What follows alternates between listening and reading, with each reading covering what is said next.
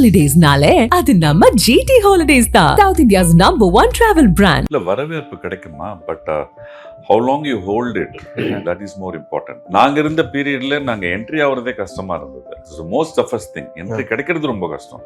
இப்போ entry is easy. How long you are going to stay என்றது தான் ஒண்ணு. இந்த விஷயத்துல I would really say touch wood, I was really lucky because people knew that I was doing some projects.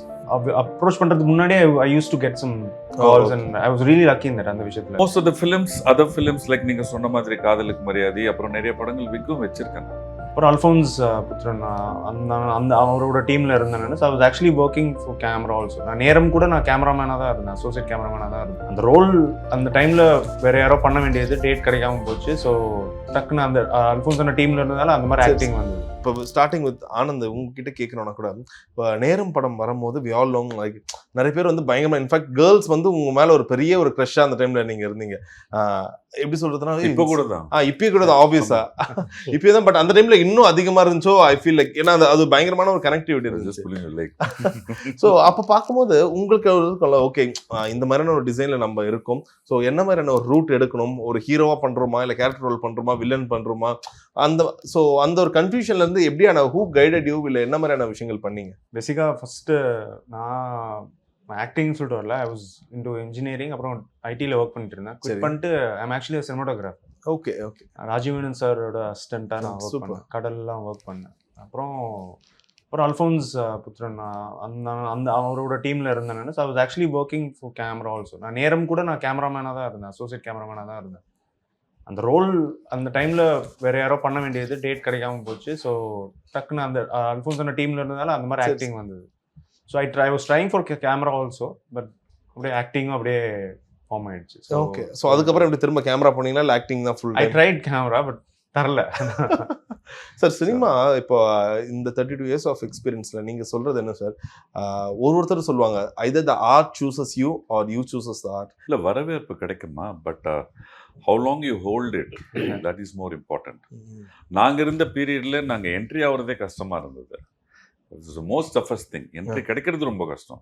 இப்போ entry is easy. how long you are going to stay என்றது தான் ஒன்று இருக்கு. சரி, என்ன பண்ணலாம்? பிகாஸ் நீங்க வந்து ஜஸ்ட் லைக் ஒரு ஆக்டர் மட்டும் இல்லை, யூ பின் நிறைய படத்துக்கு டப் பண்ணிருக்கீங்க, நிறைய விதமான ஒரு டெக்னீஷியன் ரோல் கூட இருந்திருக்கீங்க. இல்ல அது வந்து அடிப்படை ஃபார்முலா வந்து ஒண்ணுதான், you should have talent, nothing else.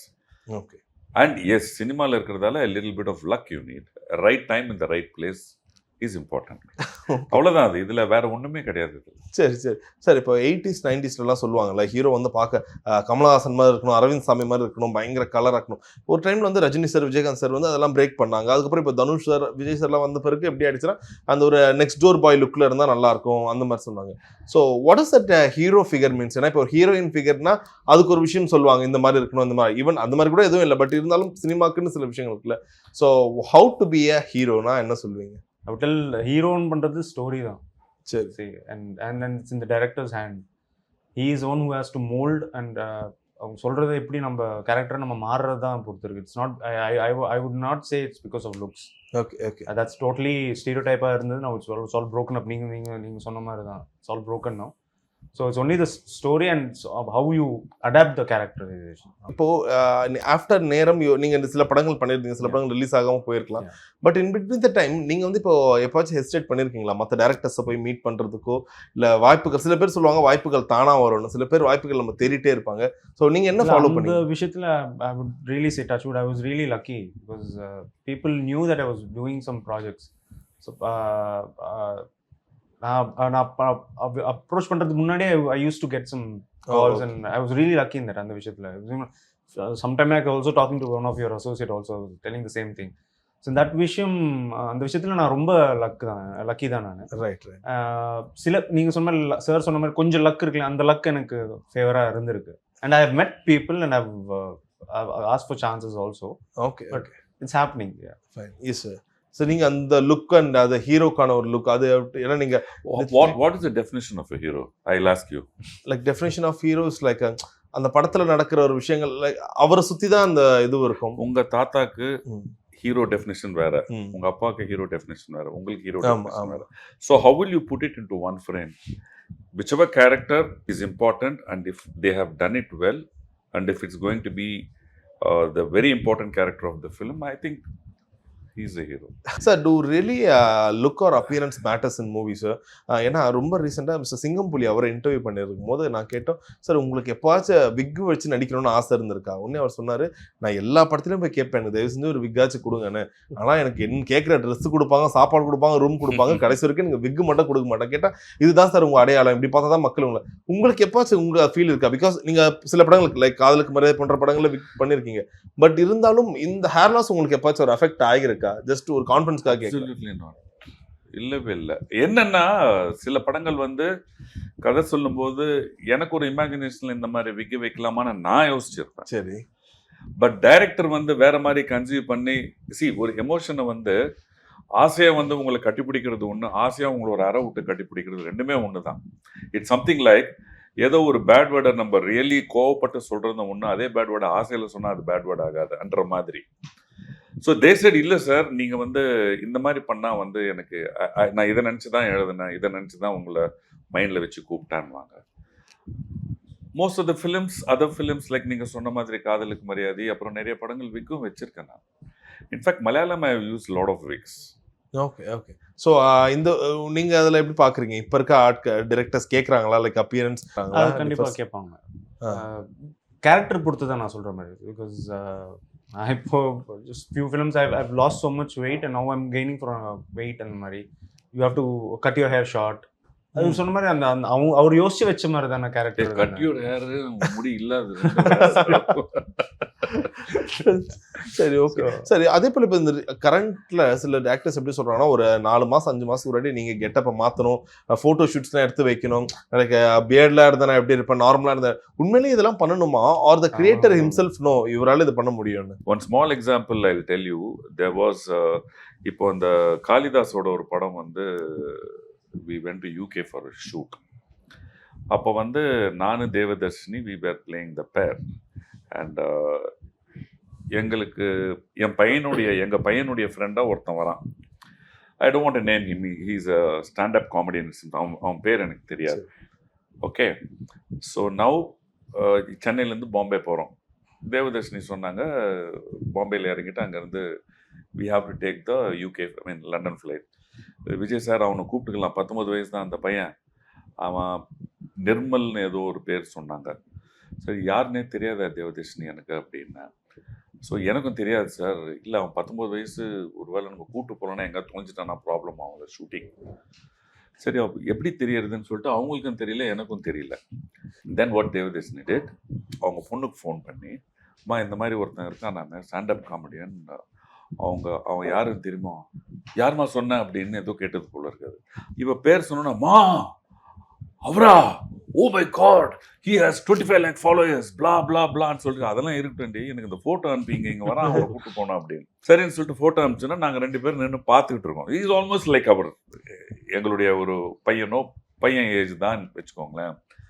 அவன் வரும்போதே இப்படியே வந்தான், வந்துட்டு எக்ஸ்கியூஸ் மீ அப்படின்னா நான் யா அப்படின்னு மறுபடியும் அப்படின்னா you are yeah you going to London? Yes. Devadarshini got little pissed off. She said, இவரு தெரியுமா உனக்கு அப்படின்னா. I don't know. எனக்கு என் வயசில் பாதி வயசு, என் எக்ஸ்பீரியன்ஸில் பாதி வயசு தான் அவன். எனக்கு இது ஈகோவை ஹர்ட் பண்ணுற மாதிரி ஆயிடுச்சு. சார் டேம் இட், என்ன தெரியாதுன்ட்டானே அவன். இத்தனைக்கும் அவன் half Malayali and half from Tamil Nadu. நான் உடனே என் ஃபோன் எடுத்து கடகடன்னு எப்படி இவனுக்கு ப்ரூவ் பண்ணுறது நான் வந்து ஆக்டர்னு எடுத்து பார்க்குறேன். படத்தெல்லாம் போட்டு காட்ட முடியாது, ஆட்ஸ் நிறையா பண்ணியிருக்கேன் மலையாளத்தில். ஸோ அது ஒன்று எடுத்து அது தேடிட்டு இருக்கேன். அதுக்குள்ளே நான் என்ன பண்ணேன், do you know this lady அப்படின்னு. ஐ டோன்ட் நோ அப்படின்னா. இப்போ என்ன ஆயிடுச்சுன்னா, தேவதர்ஷினியும் got pissed off, I also got pissed off. இதில் என்ன கூத்தன்னா, the way he express himself to us that he doesn't நோங்கிறது வந்து we were convinced honestly he doesn't know, but our ego or our experience, okay 300-350 படம் பண்ணிட்டு இவன் தெரியாதுன்னு சொன்னானே, அது கொஞ்சம் சிரிச்சிட்டு சொன்னா கூட ஓகே, ஒரு மாதிரி சொன்னானே, அது உண்மையா இல்லை அது நடிக்கிறானான்னு டவுட் வந்துருச்சு. அதுக்கப்புறம் நான் எடுத்து காமிச்சேன், இந்த பாரு இந்த ஆடு பார்த்துருக்கேன். அவன் என்ன பண்ணான், இப்படி பார்த்துட்டு, ஓ my god this guy, oh he is a big star this is you awesome அப்படின்னு சொல்லிட்டு ஃபோனை கொடுத்துட்டு மறுபடியும் ஃபோனை நோண்ட போயிட்டாமா. முடிஞ்சது. ஹோட்டலுக்கு போன நேரம் ஸ்டே பண்ணிட்டு அடுத்த நாள் காலையில் ட்ரெஸ்ஸு காஸ்டியூம்ஸ் எல்லாம் பார்த்துட்டு அன்றைக்கி மத்தியானம் ஐ திங்க் மத்தியானம் இதுக்கு அடுத்த நாள் we were going to the location. காலையில் லாபியில் இறங்கி பிரேக்ஃபாஸ்ட்டுக்கு போகிறோம். I was in second floor, he was in third floor I think. நேராக இறங்கி கீழே கிரவுண்ட் ஃப்ளோர் பிரேக்ஃபாஸ்ட்டுக்கு போகும்பொழுது நான் ஒன்று போகிறேன், ஹாய் சார் என்ன ஹாய்டா அப்படின்னா ஃபைன் வி வென்ட். அந்த பிரேக்ஃபாஸ்ட் ரூமில் வந்து அப்போ தான் வந்து அப்போ இல்லை அன்றைக்கி முந்தின நாள் நைட் வந்து ஒரு 60-70 பேர் சவுத் இந்தியாவிலேருந்து யூரோப்பியன் டூருக்கு வந்திருக்காங்க போல இருக்கு. எல்லாமே நம்ம மக்கள் எல்லாம் ரிட்டையர் ஆகிட்டு அந்த ஒரு ஜாலியாக போயிட்டு வரலாம் அந்த ரிட்டையர் ஆன காசில் அப்படின்ற மாதிரி. ஸோ அவங்கெல்லாம் இருந்தாங்க. நான் ஹோட்டலில் நான் இவனை என்ட்ரு ஆனன்ற ரெஸ்டாரண்ட்டில் பார்த்தோன்னா ஒட்டுமொத்த கும்பலாக வந்து என் கூட செல்ஃபி எடுக்க ஆரம்பிச்சது. இவனை யாருமே கண்டுக்கல. Now how will you whether I have to change or whether he has to change. இதில் என்னென்னா லாஸ்ட்டாக நான் நினச்சி பார்த்தது I have to update myself. At the same time இப்போ இருக்கிற ஜென்ரேஷனும் அந்த பழைய கல்ச்சரு அந்த ரூட்ஸை வந்து மறக்கக்கூடாது அப்படிங்கிறது தான் என்னுடைய புரிதல் அங்கே இருந்தது. ஸோ இப்போ வந்து நீங்கள் கேட்டீங்கல்ல, இது கேட்டதுக்கு வந்து yeah the way of film ஆடிஷனோ for some characters I heard and நானுமே டைரெக்டாகவே கேள்விப்பட்டேன். உங்களுக்கு எத்தனை ஃபாலோவர்ஸ் இருக்காங்கன்றதை பேஸ் பண்ணி தான் உங்களை வந்து படத்தில் போடுறாங்கன்னு கேள்விப்பட்டேன். I don't know how far it's true. You please explain. I mean ஏன்னா இவன் தான் அப்போ வந்து இஸ் இந்த நடக்குது. Is it a fact? Yes actually it's a fact. நிறைய இப்போ டக்குன்னு வாய்ப்பு கிடைக்கிறதுக்கு அவங்க ஃபாலோவர்ஸும் பெரிய இதுவாக இருக்காங்க. பட் ரொம்ப very neatly put actually clear. And coming back to the movie lighthouse. So படம் ரிலீஸ் ஆக போகுது. ஸோ இப்பயும் நிறைய படங்கள் ஓல்டாக இருந்தாலும் இப்பயும் ஒரு படம் ரிலீஸ் ஆகும்போது உங்கள் மனநிலை எப்படி இருக்கும் நீங்கள் சொல்ல முடியும்? ரொம்ப கஷ்டப்பட்டாங்க. டப்பிங்லாம் முடிச்சுட்டு we were trying after all this changes in the OTT இந்த தியேட்டர்ஸ் கொண்டு வர நிறைய ரூல்ஸ் மாறிட்டே இருந்தது. ஸோ இவர் ரொம்ப கஷ்டப்பட்டார் அண்ட் டைரக்டர் சாரும் ரொம்ப கஷ்டப்பட்டாங்க. I was really happy. Last month தான் சொல்லிட்டு இருந்தாங்க இந்த மாதிரி நாங்கள் ஆகஸ்ட்டில் பிளான் பண்ணிட்டு இருக்கோம். I felt really happy because this is actually in this kind of thriller is actually ரொம்ப நாளாக பார்த்துருக்க மாட்டீங்க. நாட் லைக் கொலை பண்ணுறது மாதிரி த்ரில்லர் கொலை பண்ணுற மாதிரி தான் இருக்கும். But this kind of stories line is completely different. Fine. So from past to present வர்றது வந்து நல்லா வந்தது. So I'm very happy that is brought it out. சரி, இப்போ உங்க ட்ரெய்லர் பார்க்கும்போது சில ஷாட்ல அந்த ஒரு பேக் ஓப்பன் பண்ற ஷாட்ல நிறைய கட்டா பணம் இருக்கும். ஸோ அதில் பார்த்தீங்கன்னா சில கட்டுகளில் வந்து இந்த 2000 ரூபாய் நோட்டு இருக்கும். இப்போ இது எப்படி ஆயிடுச்சுன்னா சில படங்கள் வந்து அந்த சுட சுட ரிலீஸ் பண்றதுக்குள்ள என்ன விதமான பொலிட்டிக்கல் மாற்றம் சுற்றுச்சூழல் மாற்றம் மாதிரி நம்ம அந்த நோட்டுகளே கூட மாற்றம் வந்தது. உங்களுக்கு எப்படி இருந்துச்சு? இதே இந்த ஷார்ட் வச்சுக்கலாமா இல்ல அது கதையா நடக்கும்போது ஓகேவா தான் இருக்குமான்ற ஒரு கேள்விகள்லாம் இருந்தது. நினைச்சோம் சார் கண்டிப்பாக மாறுவானு. ஆனால் இவ்வளோ சீக்கிரம் மாற்ற வந்து தெரியாது. கொஞ்சம் டைம் கொடுப்பா நினைச்சோம். அது சீக்கிரம் மாற்றிட்டாங்க. ஸோ அதுக்கு மறுபடியும் நாங்கள் சிஜிலாம் போக விரும்பலை. ஓகே நாங்கள் அப்படியே எடுத்துட்டோம். ஸோ 1 year ஆயிடுச்சு படம் எடுத்து. ஸோ அதனால் அது அப்படி தான் இருக்கும். ஒன்று டைரக்டருக்கு வந்து அவருக்கும் அதை ஸோ ஓகே இருட்டோம் அப்படின்னு விட்டார் அவரும். இதில் பேசிக்காக இன்னொரு விஷயம் என்ன ராஜேஷ், அது வந்து ஓகே மெட்டீரியலிஸ்டிக்லி நம்மளுக்கு வந்து அது 2000-500 அப்படிங்கிறது. But this story is a unique story, universal story. இதுக்கு வந்து ஒரு காலகட்டத்தில் இது ரிலீஸ் ஆனாதான் இது வந்து அக்செப்ட் பண்ண முடியும் அப்படிங்கிற ஒரு கட்டாயம் இந்த மாதிரி படத்துக்கு கிடையாது. கண்டிப்பாக சார். ஸோ ஃபைனலி உங்களுக்கு லைட் ஹவுஸ் கொடுத்த இந்த அனுபவம் தாண்டி இப்போ இந்த நாளைக்கு படம் ரிலீஸ் ஆக போகுது. So still you watch all your movies. என்ன படம்லாம் உங்களுக்கு ரிலீஸ் ஆகுது எல்லாமே தேட்டரில் போய் பார்ப்பீங்களா? இல்லை சில ஆக்டர்ஸ் சொல்லும்போது எங்களுக்கு ஆச்சரியமா இருக்கும், நாங்கள் படமே பார்க்க மாட்டோங்கன்னு சொல்லுவாங்க. சென்னையில் இருந்தால் கண்டிப்பாக பார்ப்பேன். சரி, அது சம்டைம்ஸ் நம்ம வெளியூருக்கு போயிட்டு வரும்போது அப்போல்லாம் போவோம் 25 நாள் 50 நாள் 5 நாள் கூட போக மாட்டேங்குது இல்லை. அதனால மறுபடியும் சென்னை வரும்போது அது வரலன்னா அன்ஃபார்ச்சுனேட்லி தியேட்டரில் பார்க்க முடியாமல் we see it in OTT. Okay. So how excited are you? I'm really happy. Like I just told you, I'm really happy for this movie coming out. So எனக்கு மட்டும் இல்லை, நடித்த எல்லா ஆக்டர்ஸ்க்கும் ஒரு நல்ல பிரேக் த்ரூ வரும். Our whole team and Krishna, we called director and he's actually busy for the release thing. ஆமா கண்டிப்பா இருக்கும் அது நாளைக்கு படம். Should thank him also. அவரும் ரொம்ப கஷ்டப்பட்டாரு. So I wish him all the very best for the movie as well. உங்களுக்கு சொல்ல நான் இவ்வளோ வருஷம் பட்ட கஷ்டம் நாளைக்கு தியேட்டர் ரிலீஸ் ஆக போகுது. ஸோ அந்த சொன்ன மாதிரி 45 90 ஆகும் 200 எப்படி வேணா உயரலாம் ஒரே வாரத்தில். ஸோ உங்களுக்கு எப்படி இருக்கு?